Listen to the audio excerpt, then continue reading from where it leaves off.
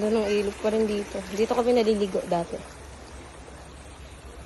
Doon ako na ilog. Pauwi na sa bahay. Guys, ito isa sa mga daan. Pwede doon sa taas. Doon. Dahil dumaan po ako kay Lola. Kaya naisip ko dumaan ng ilog pa uwi. Hindi masun. Ayun. May tao. Buti may tao dito. Gagi. Magtataka. Ang linis ng ilog. Gagi. Hi. Ba't kayo nandito? Ha? Charot. Hello. Here.